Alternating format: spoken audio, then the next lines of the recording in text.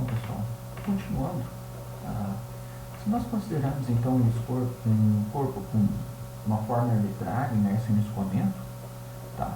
Considerando também o número de Reynolds arbitrário, nós vamos ver que não existe uma teoria analítica ou uma teoria satisfatória, vamos falar assim, tá? Em termos de resultados nessas condições. Isso limita a nossa análise em basicamente 2 pontos. Nós podemos trabalhar com resultados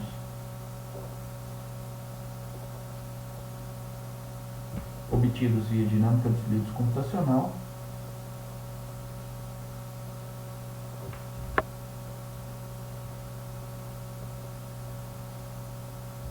ou nós podemos trabalhar com resultados de experimentos.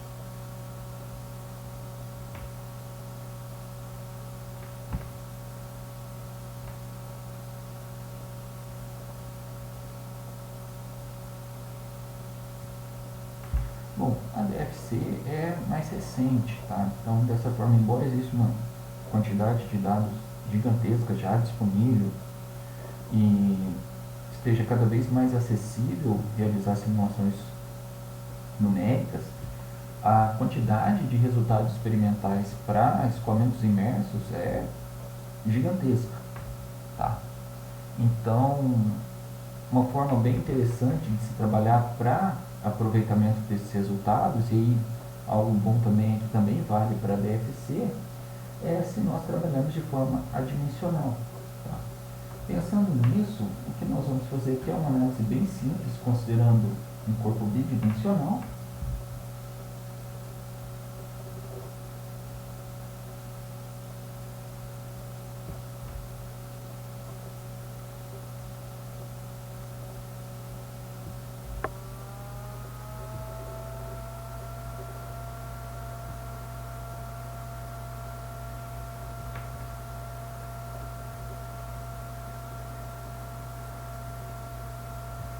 De geometria arbitrária, tá? E um escoamento.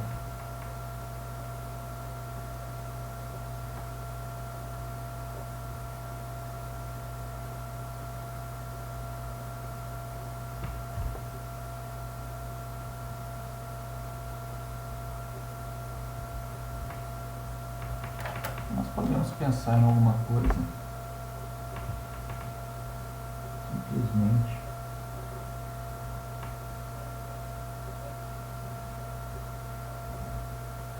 na forma, temos uma corrente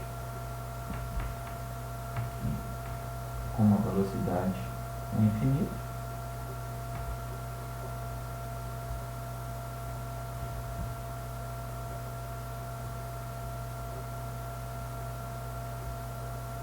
então essa é a nossa corrente livre.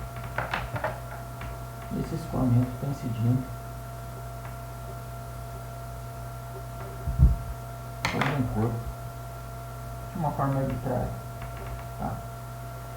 Ao incidir sobre esse corpo, nós vamos ter 2 forças aqui, ou ao menos 2 forças, tá? Se considerarmos ele como sendo bidimensional, agindo sobre o corpo. Então, uma tem origem numa tensão cisalhante,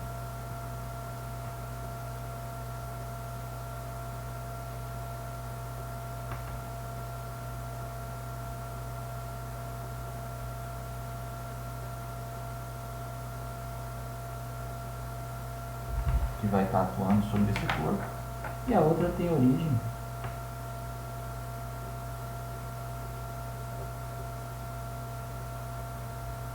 na pressão.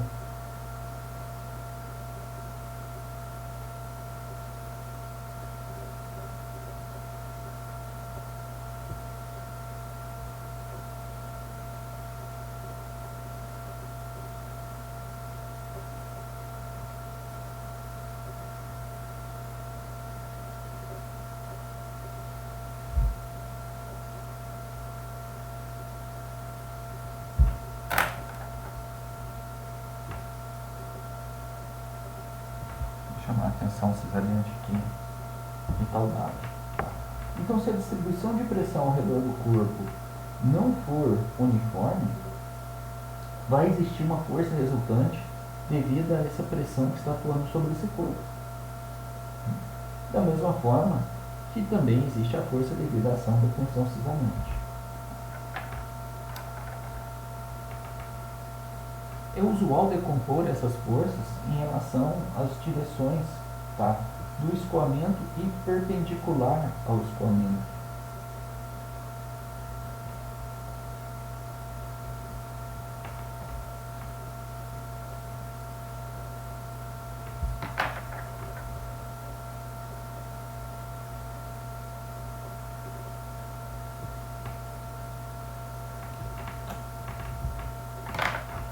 E aí, para falar dessa decomposição, nós podemos pensar aí diretamente numa força resultante.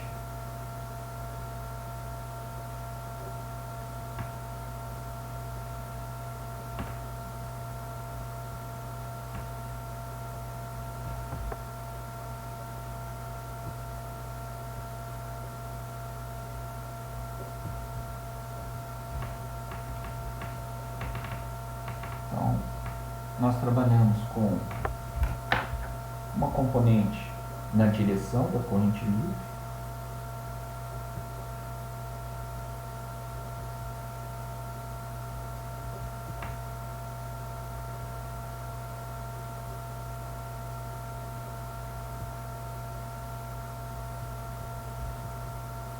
e uma componente na direção perpendicular à corrente livre.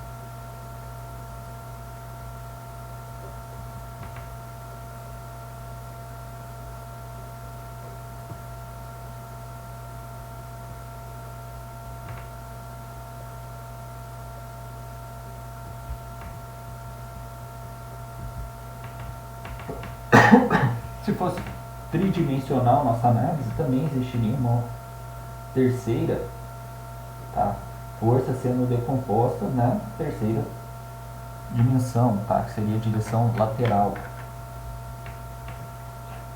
Então assim, nós podemos falar, olha, existe uma determinada força resultante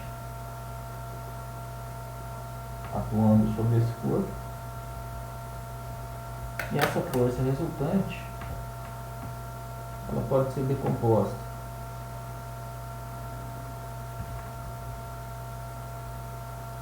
na direção do escoamento, na direção da corrente livre e na direção perpendicular ao mesmo.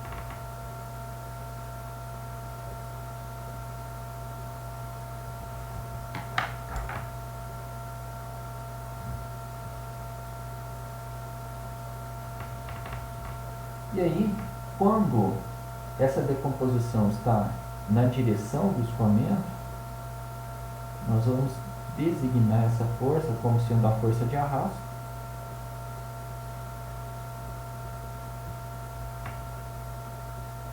E quando essa componente está na direção perpendicular à direção do escoamento, nós vamos designar por força de sustentação.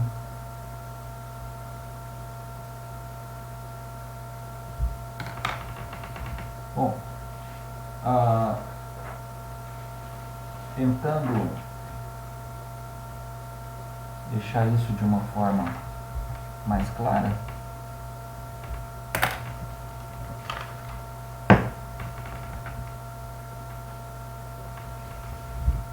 imagine que tenhamos um perfil de asa aqui, tá? Um aerofólio, de uma forma qualquer.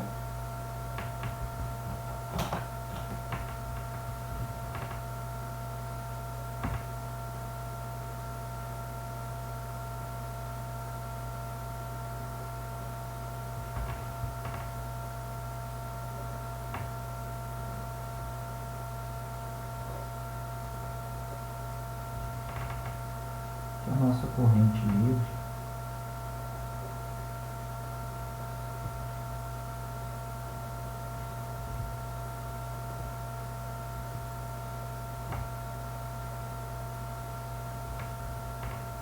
esteja sentindo orientado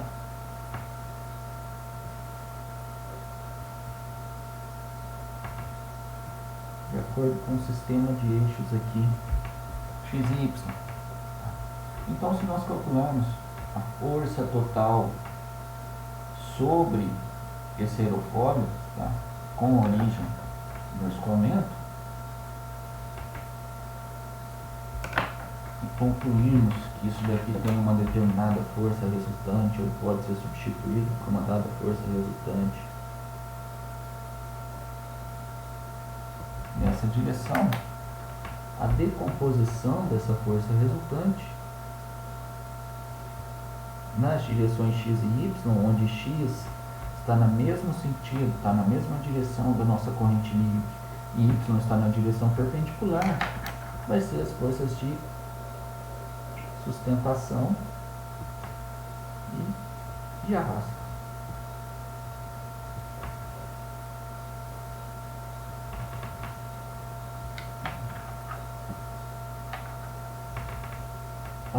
De um ponto de vista de engenharia, tá, é sempre interessante trabalhar com essas forças de forma adimensional. Tá?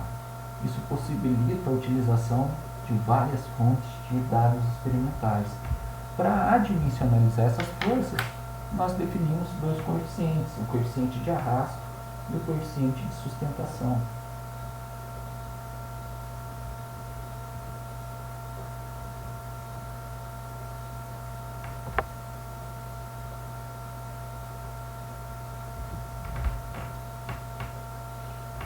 O coeficiente de arrasto é definido como sendo igual à força de arrasto dividido por meio de ρ, que multiplica a área, que multiplica a velocidade da corrente livre elevado ao quadrado.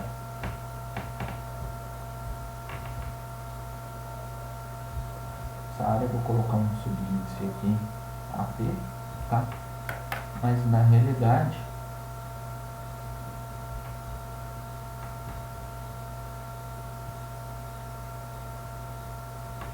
a área levada em questão vai depender do tipo de corpo, tá, que está imerso no escoamento. Se ele vai ser um corpo rombudo, um corpo carenado ou uma superfície de um objeto flutuante, tá? Por exemplo, um navio.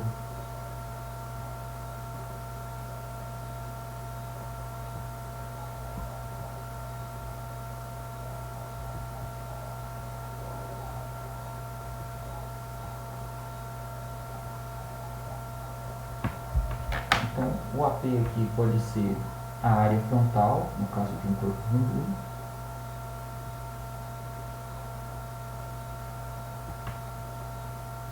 Pode ser a área planificada para um corpo carenado ou aerodinâmico.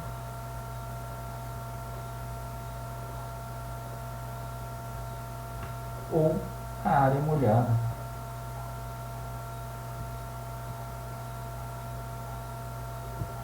para um corpo flutuante.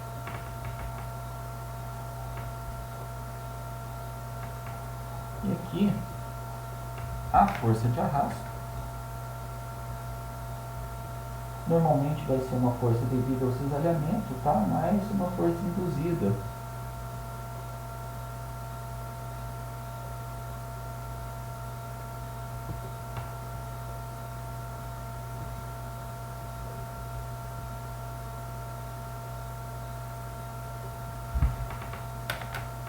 E de forma análoga, a gente pode definir o coeficiente de sustentação.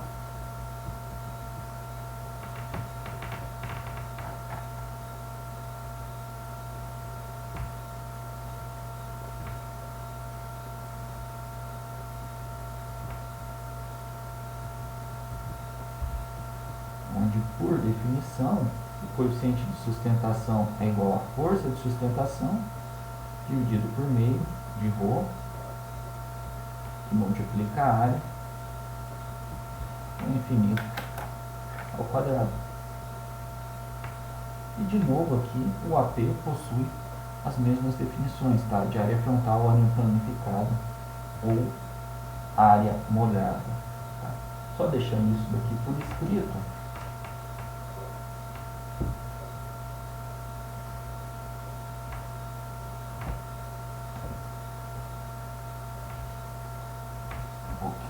Probleminha de luminosidade na câmera.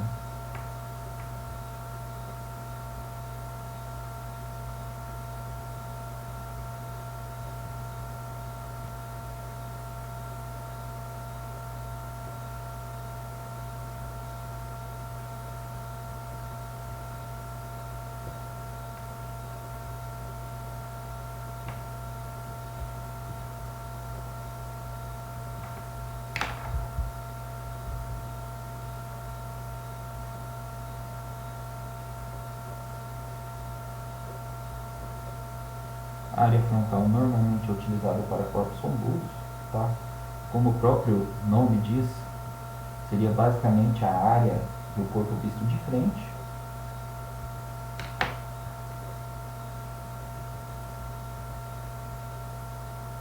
A área planificada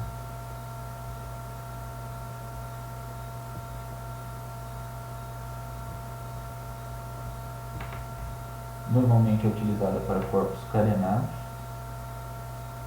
ou aerodinâmicos.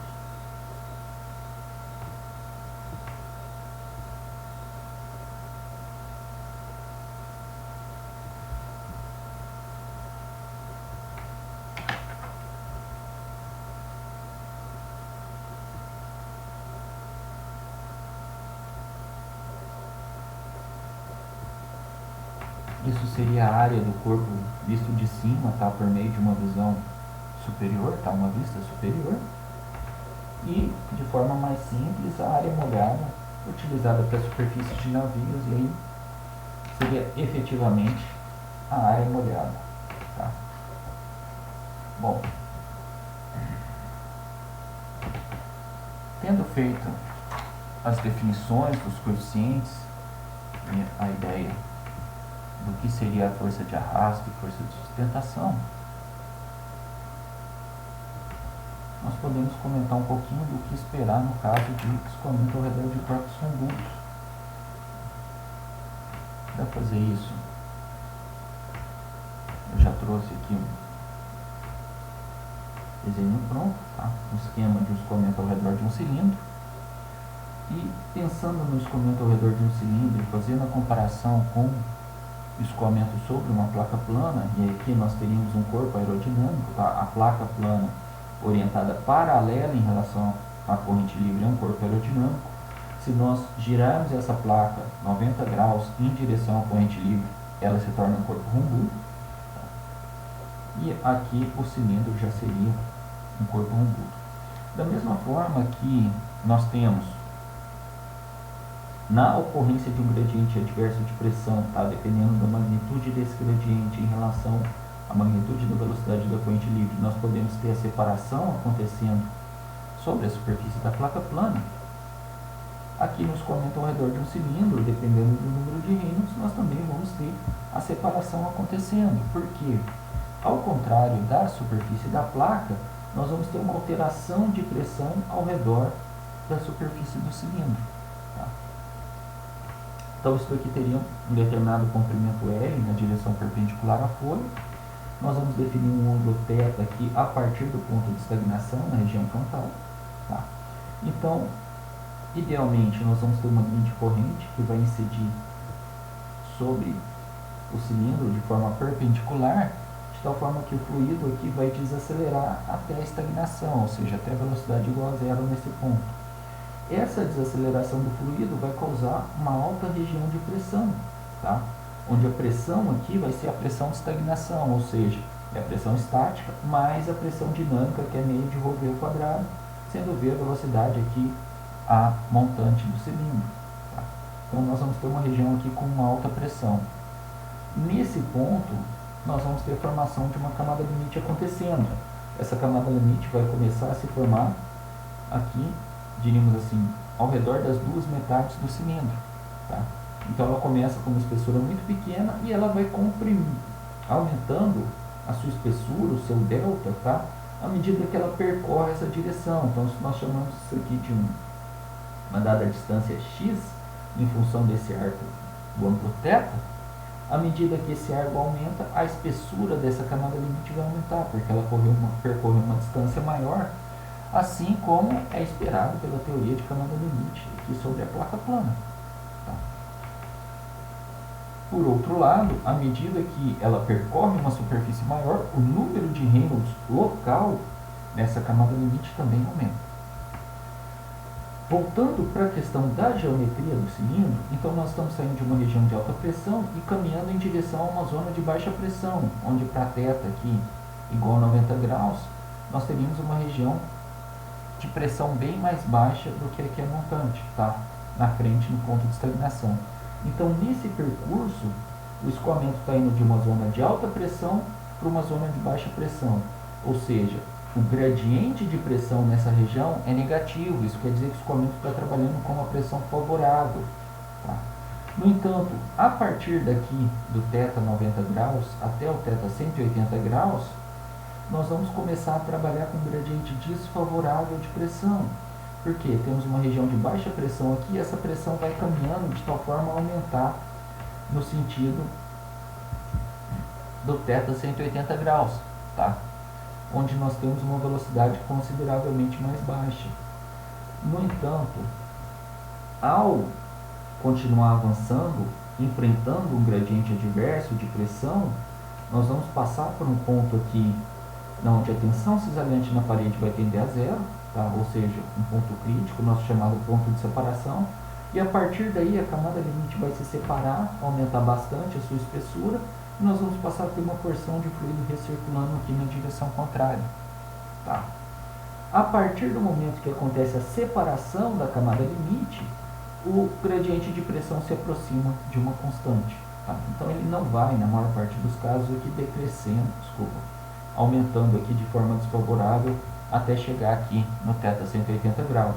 Na realidade nós vamos ter alguma coisa mais parecida com isso daqui, tá? Um dp dx menor do que zero, ou seja, um gradiente favorável de pressão, passando por um dp dx maior do que zero, um gradiente desfavorável, e esse gradiente desfavorável vai se manter até o ponto de separação. A partir do ponto de separação, dp dx aproximadamente igual a zero. Tá? Então, essa é a ideia que vai acontecer para corpos rumbudos. Óbvio que diferentes corpos, tá?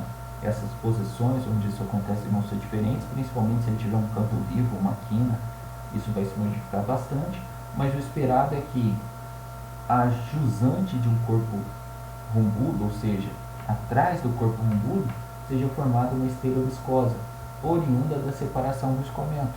Tá? Basicamente a mesma coisa que acontece para um cilindro acontece para uma esfera.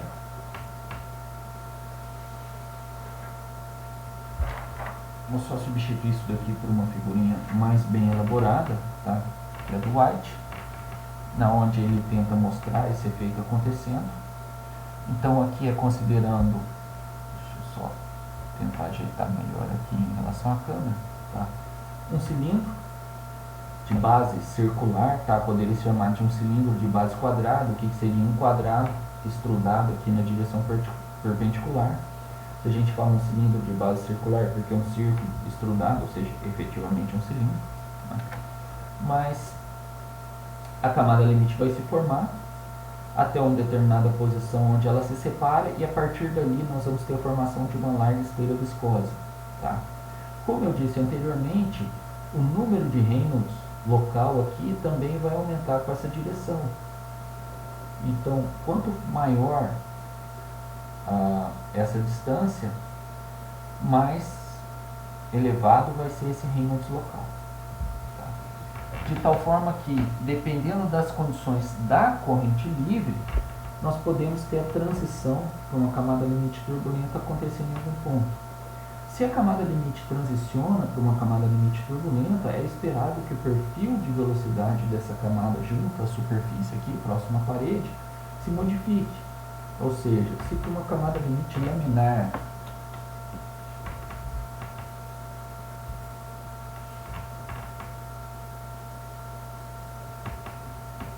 pensando no caso da placa plana, que é mais simples, tá? É esperado que nós tenhamos um perfil de velocidade quadrático, que pode ser aproximado por uma parábola.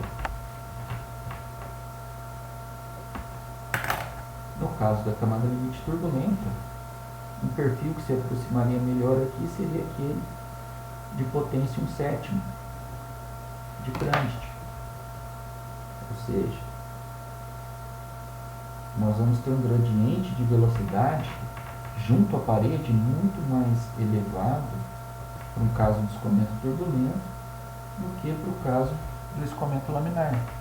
Como esse gradiente de velocidade é muito mais elevado aqui, isso nos leva a um arrasto viscoso maior, uma tensão cisalhante maior, uma vez que a tensão cisalhante vai ser igual a μ del U del Y, vamos colocar assim, considerando que o Y aqui é uma direção normal, tá?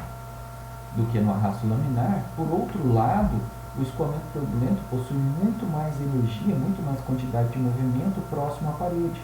Isso dá a ele a capacidade de resistir melhor a um gradiente adverso de pressão. Então, no caso do escoamento ao redor de um cilindro, quando acontece a transição da camada limite, tá, o ponto de separação se altera. Então, os valores mudam um pouco de acordo com as referências. Tá? Aqui pegando o valor do nosso livro texto, que é o White, ele considera que para 82 graus acontece o ponto de separação, tá? Para o escoamento laminar. E escoamento laminar quer dizer camada limite laminar. Tá? E esse ponto de separação vai para 120 graus para o escoamento turbulento. Isso faz com que essa esteira viscosa aqui, ó, que teria aí dimensões do tamanho do diâmetro do cilindro, talvez um pouco maior, passe a ter uma dimensão muito menor. E no caso de corpos rombudos, a partir de um determinado número de Reynolds, o arrasto dominante é devido à pressão, tá? O chamado arrasto induzido, e não devido à ação da tensão cisalhante, como acontece em uma placa plana orientada paralelamente ao escoamento. Isso quer dizer que essa variação do tamanho dessa esteira vai possuir uma forte influência sobre o arrasto. Nesse caso, considerando os valores de referência do livro, ele nos diz aqui, ó, nós saímos de um coeficiente de arrasto de 1,2 para um coeficiente de arrasto de 0,3. Tá? Uma queda aí de 4 vezes no valor do coeficiente de arrasto, simplesmente dada pela transição da camada limite de laminar para turbulento. Aqui é considerando o coeficiente de pressão, tá, que vai nos dar basicamente distribuição de pressão ao redor desse cilindro, para o caso da teoria invícita, tá, com base nas equações de Euler. Nós vamos ter uma distribuição perfeita, onde o escoamento vai sair aqui Cp igual a 1, vai chegar em uma pressão mínima para 90 graus, e depois vai voltar para 1 aqui para 180 graus. Para o escoamento laminar, existe uma queda na pressão, ele sai do Cp1, cai até um valor aqui aproximado de -1, depois ele passa a recuperar esse valor e o Cp se torna uma constante aqui próxima de -1, tá? Isso daqui é o efeito da separação da camada limite acontecendo e a pressão se tornando razoavelmente constante. No caso do escoamento turbulento, o Cp sai de 1, sofre uma queda maior, no entanto, a pressão é recuperada por mais tempo. Tá? Essa volta aqui, ó, estaria relacionada com o tanto que o nosso escoamento está conseguindo resistir esse gradiente adverso de pressão antes de acontecer o descolamento e esse Cp se tornar uma constante. Então, no caso do escoamento turbulento, ele tem uma aceleração maior, mas a quantidade de energia que ele vai ter aqui, como tem uma aceleração maior, ele sofre um gradiente adverso de pressão maior, tá? Mas essa quantidade de energia próxima à parede é suficiente para fazer com que ele consiga resistir esse gradiente, tá, por mais tempo, de tal forma que o ponto de descolamento da camada limite seja postergado. Aqui é uma outra ilustração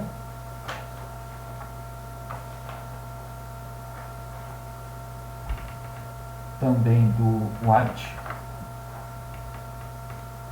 considerando aqui diferentes corpos, tá?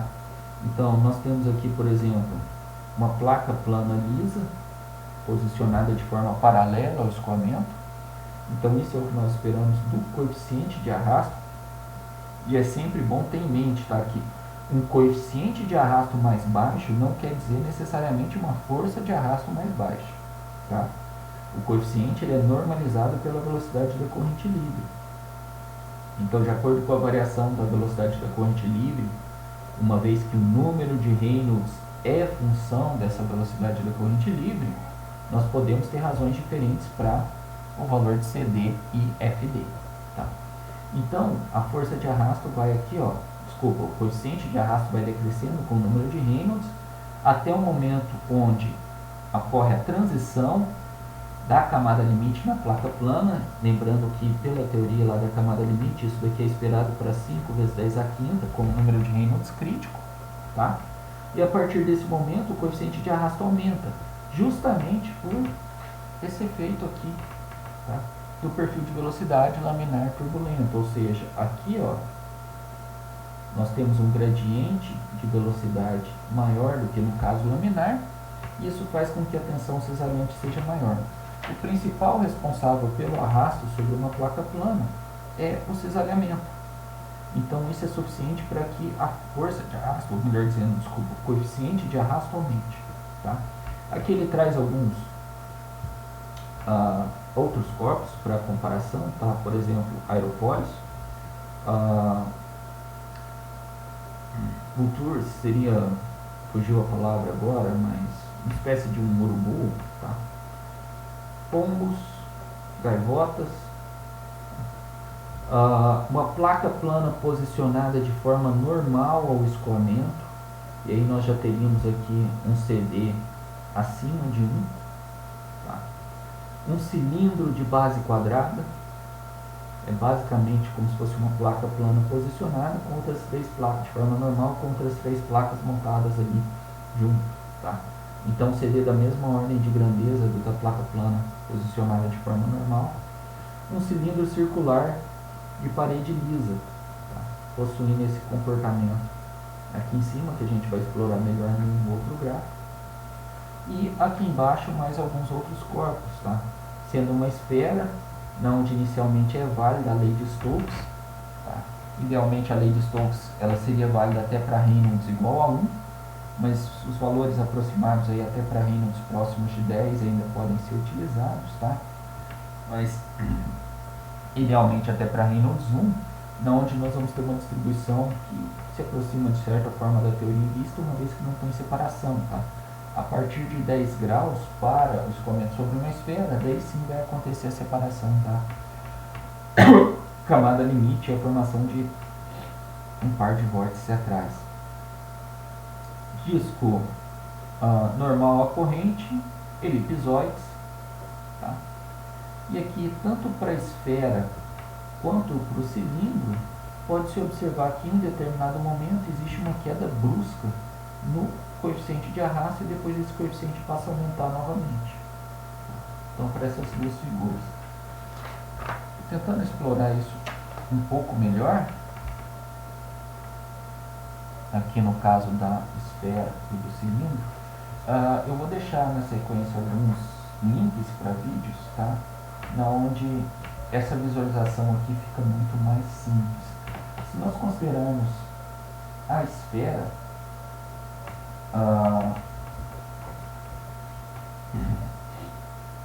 a natureza do escoamento vai depender, tá? Ou vai influenciar fortemente o arrasto, então vai influenciar muito o coeficiente de arrasto da forma como está descrito aqui no próprio gráfico, tá? Então a gente sai lá de Reynolds 0,1 para um CD de 200 e chega aqui num Reynolds próximo de 2 vezes 10 à quinta, tá? Chegando aí em um CD abaixo de 0,1, o que não quer dizer que a força de arrasto para Reynolds 0,1 é maior do que a força de arrasto para Reynolds 2 vezes 10 à quinta. Tem que ser correspondente. Tá? Então toda essa variação aqui acontece de acordo com a variação do escoamento ao redor da esfera. A força de arrasto ela se deve principalmente à fricção para números de Reynolds, variando aqui de Reynolds igual a 10 até aproximadamente Reynolds igual a 5.000, então, até valores próximos aqui. Em toda essa região nós vamos ter uma forte influência do arrasto viscoso.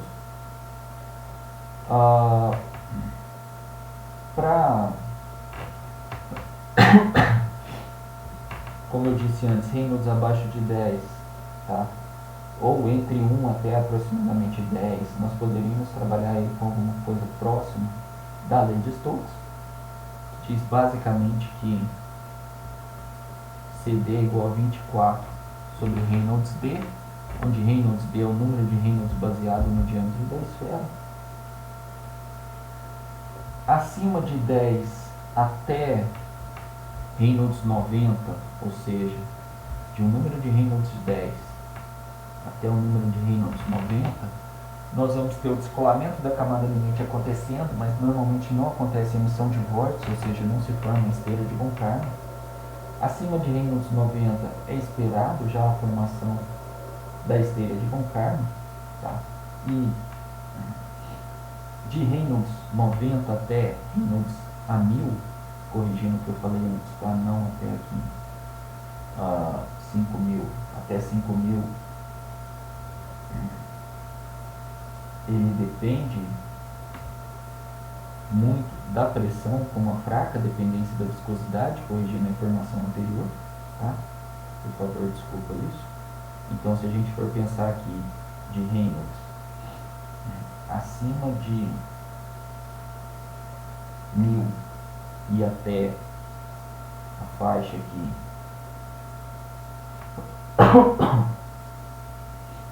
em torno de 10 a quinta, se eu não me engano, tá?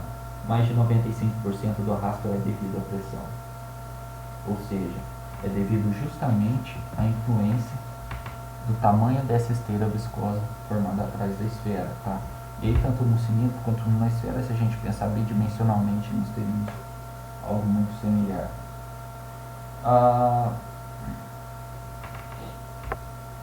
Nessa faixa aqui de 10 a terceira até 10 a quinta, o coeficiente de arrasto é razoavelmente constante, tá? Isso daqui tende a ser algo comum em corpos condutos. A partir de 2 às 10 a quinta, nós vamos ter uma queda súbita no coeficiente de arrasto devido à transição na camada limite, tá?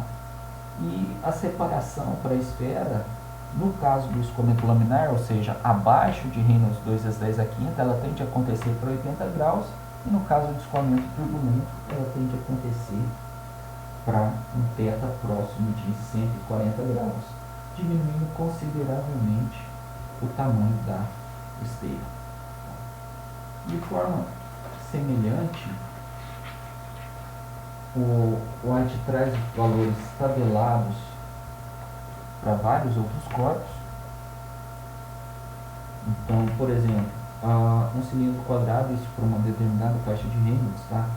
Tem um CD de 2.1, meio hemisfério, um CD de 1.2, uma placa plana orientada de forma normal a corrente livre, um CD de 2, um triângulo equilátero, CD de 1.6, metade de um tubo, tá? Orientado dessa maneira, CD 1.2, orientado de forma contrária, CD 2.3, aqui para o hemisfério, tá? A metade de um cilindro, ele varia de 1.2 a 1.7, orientação do triângulo, tá? Orientado aqui dessa maneira, CD de 1.6, orientado de forma contrária, CD de 2, ou seja, vai lá para o mesmo CD de uma placa plana, tá? Orientada de forma normal, hexágono e diversos outros corpos de forma arredondada, tá? Ou retângulos. Depois passando também por uma série de elipsoides. Posteriormente nós vamos fazer alguns vídeos mostrando como utilizar esses dados, mas basicamente o cálculo da força de arrasto vai sair diretamente disso daqui, tá? E aqui para escoamento laminar e turbulento. Então, conhecendo o valor de CD e conhecendo a definição de CD como sendo igual a FD dividido por meio de ρ 1 infinito ao quadrado vezes a área, se nós temos o CD, se nós conhecemos corrente livre, área planificada, massa específica do fluido, nós conseguimos encontrar qual a força de arrasto atuando sobre esse corpo, tá? Bom, esse vídeo eu vou parar por aqui, é mais uma introdução ao assunto, a sequência da utilização dessa tabela, tá? Vai vir na forma de exercícios, e depois nós vamos fazer só mais um vídeo falando especificamente, um pouco mais especificamente sobre o comportamento de corpos carenados, ou principalmente de aerofólios.